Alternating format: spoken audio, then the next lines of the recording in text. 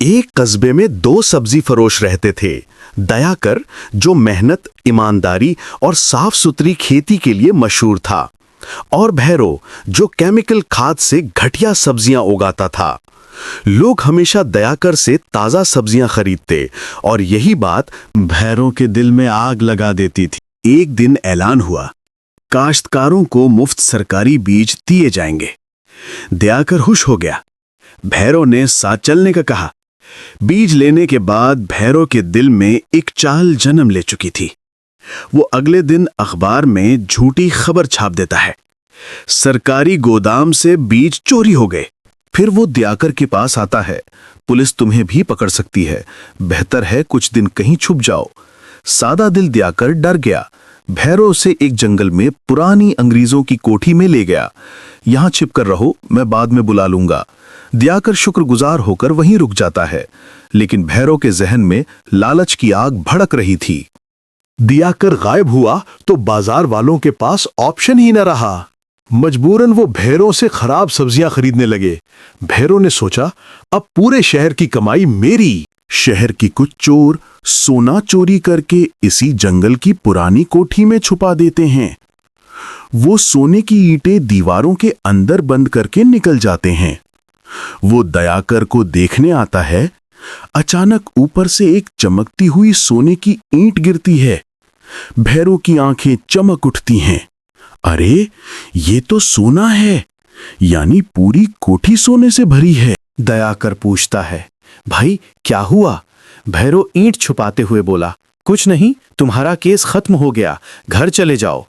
दयाकर खुशी खुशी वापस चला गया और भैरो कोठी में पागलों की तरह सोने की ईंटें थैली में भरने लगा।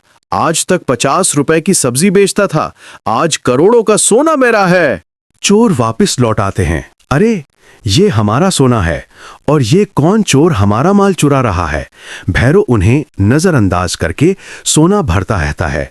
लड़ाई शुरू हो जाती है। उसी वक्त जंगल से गुजरती पुलिस शोर सुनती है। पुलिस अंदर आकर सबको पकड़ लेती है।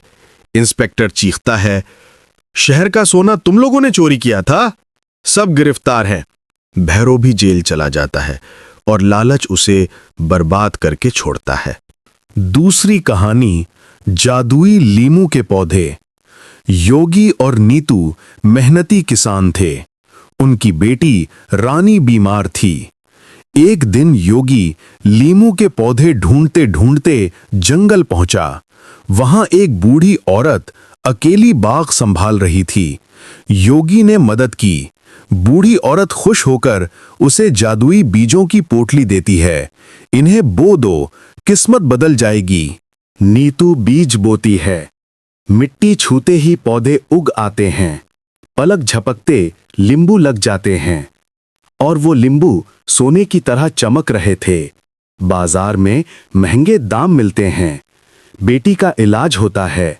घर खुशियों से भर जाता है। तीसरी कहानी, सोने वाली इडली का कुकर। रघुनाथ एक हादसे का शिकार होता है। डॉक्टर कहते हैं, ऑपरेशन का खर्च 20 लाख रुपए है। घर में इतने पैसे नहीं।